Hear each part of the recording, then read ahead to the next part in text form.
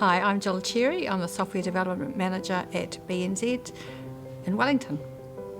And I'm Nicole Ferguson. I'm Jill's daughter. I'm the Chief Executive of Rianne's based here in Wellington as well. Well, I entered technology completely by accident, and I describe it as quite a happy accident.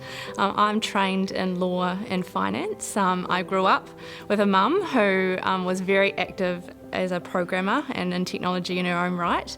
And I was just really, really fortunate to get a role with a client of mine at the time, Rianne's, who is the organisation I now lead.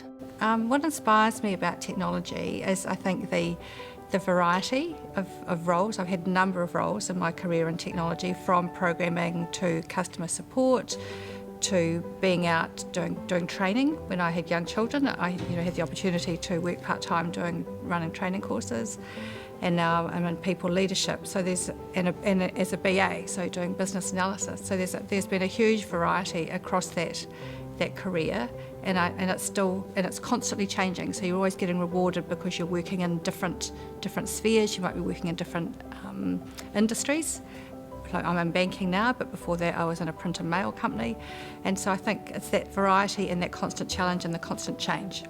I think that the satisfying pieces for me of how my career has panned out have been not just about the technology, but about what it's meant for me as a woman and a younger woman growing through a technology company and getting into a leadership role.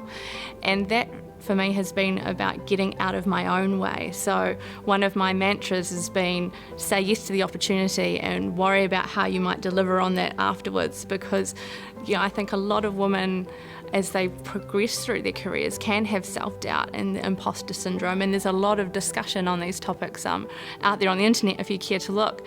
But having the guts to take those opportunities when they come along and feel the fear and do it anyway, I think from the success I've had in my career, that's been the biggest thing for me. Being able to see my mum in particular, grow her own career in technology from a very young age has had a huge impact on where I've been able to see myself in the future. It's driven, I think, a curiosity around technology that might not have existed if I didn't see that same drive in my mum when I was growing up. I can remember the computer that mum had at home when she was working from home when I was young, and I would have been about 8 or 9, and I learnt to play Snake on that computer. And I can remember asking my mum questions about, why is this called a floppy disk, because it doesn't look floppy to me. And, You're aging me. Yeah, she pulls out the old floppy disk. So and just having someone there who would answer my questions and could explain how computers were working. Take any opportunities that come along. And be brave about it, even if it's not the opportunity that you expected perhaps to have first up, because they turn into other opportunities. That's right. And that's exactly what's happened to me in my career. I certainly didn't have a lined career path that just said, I want to be chief executive of a technology company. No. It was a series of fortunate and hard-earned steps that sort of got me to that. From an interest in accounting and law. Yeah. Of all things, yeah.